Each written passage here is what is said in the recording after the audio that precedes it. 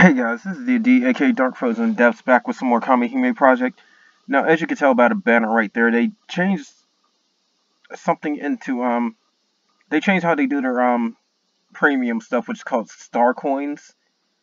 So the number of coins you get is based on how much Nutaku gold you convert it to. And given from what I've seen, it's a little bit weird when it comes to some stuff. But as you can see, they got the Lilum event going on again, which is the Demon of Greed battle. And as you can see on the right, CYBELE is here too, so anybody trying to pull hard on her, yeah. I want to, but I don't really know how much money I can spare right now, since I'm going to that convention if you've seen my last video. But there is a lot, and I mean a lot more that's happened. So let's go over them from the get-go. Now, first and foremost, of course, they mentioned there's a Easter login bonus. Now, you have to try and get on the logins, because if you've gotten your first copy of Bugbear, which should be most people, there's a second copy at the end of this. You can get her seen after getting that second copy and getting her to level 40 at least. I think it will be 45 max, I don't know. I forget the total for SR. But that also gives her a nice little boost to dark characters as well, if you don't really have too much for your darkness team. So that said, you want to get this. There's also an SR win version of Romuel and an R win version of Orpheus. So I don't know how good they are, but they're here too. I don't know if that changes like, I don't know if they're limited or not, so that's the whole thing. CYBELE's here to stay, that's a definite. There's also the 100% Eidolon for wind. So, those are probably, hands down, one of the best Eidolons they have. Do you need it to clear content? No. But it definitely helps. Try to get it if you can, since you're pulling for CYBELE anyways. Now, they added fangs as well to the materials shop. I don't know how that works as well, but we'll get to it eventually. And now an autoplay feature when you go through storyline and harem scenes, so that helps. And one of the bigger things is the fact they updated the gem gacha. Again, we'll get to that later on. But here's the biggest thing about the star coins. Now, they have 3 star coin packs as well. One for 3,000 magic jewels. 3,000 star coins that gives you 300 magic jewels. One for 5,000 star coins, which gives you 600 magic jewels. And one for 9,800 star coins, which gives you 1,500 magic jewels. These are one-time only deals. That's the weird thing about the star coins. There's one that says 9,800. That means they're going to try to make you buy more. You will spend over 100, depending on how it's set up. Well, regardless of how it's set up, because I've seen the lowest you can get is 120. So you'll end up having like 1040 or something like that. That's one of the things I hate about this type of setup, because that means they're going to leave you some star coins period point blank, and hey, guess what? They expire after 90 days, so you have to try and get the thing to bounce out in the end, and it's not going to. So that said, you're going to have to I'm more than likely going to end up getting the 5,000 packs if I can.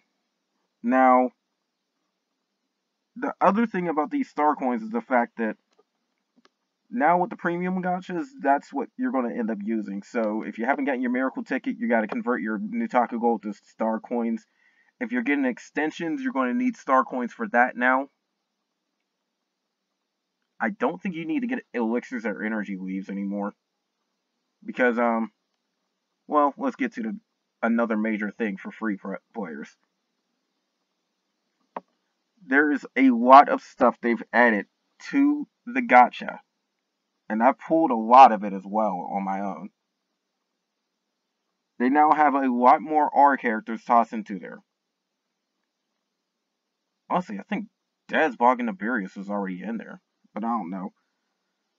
But You can pull DK's weapon, you can pull Kushinada's weapon, you can pull Skull's weapon, Hestia's, Puck's, Aspara, Inanna, Verithragna.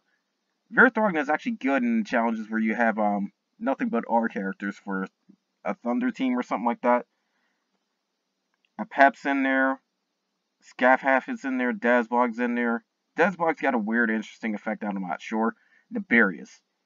Now, for this current event, you might want to pull Nibirius. I think she's the one that causes zombie status. And if you're worried about the demon healing herself, that zombie status is going to counter it. Granted, zombie is put on everyone, so you have to heal it from your own people. And if you're using somebody like Soul, that can screw you over, because you'll take damage instead of it being just a no heal.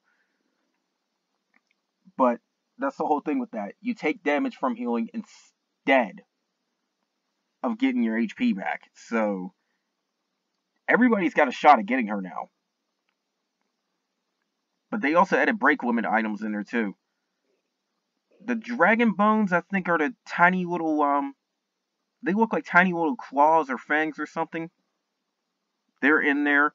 Lithographs are in there, which is the little stone tablet looking things that look like a tombstone, as some people have pointed out.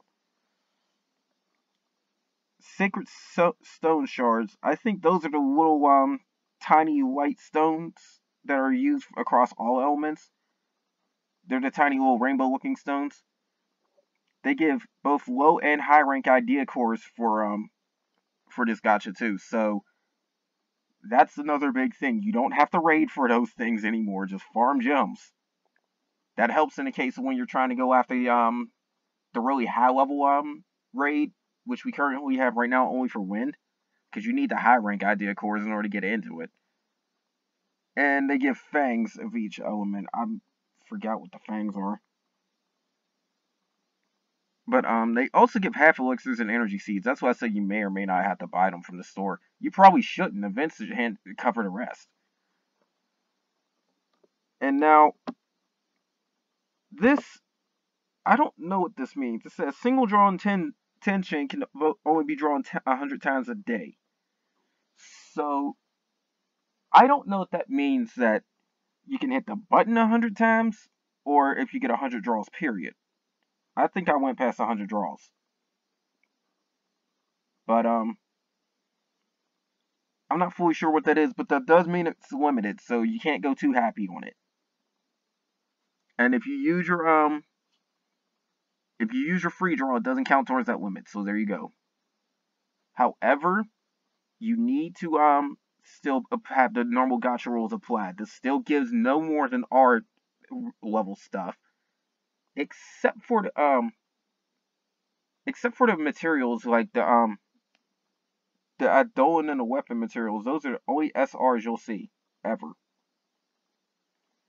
So it's like a raid gacha more or less, but without the very powerful stuff like the SR weapons and the SSR related drops.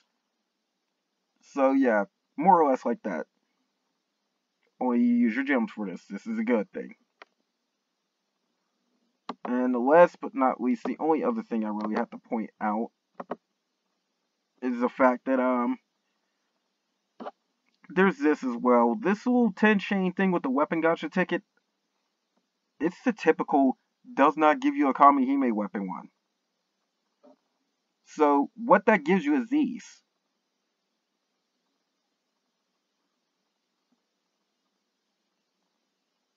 Yeah, there's some of the bad star coins now.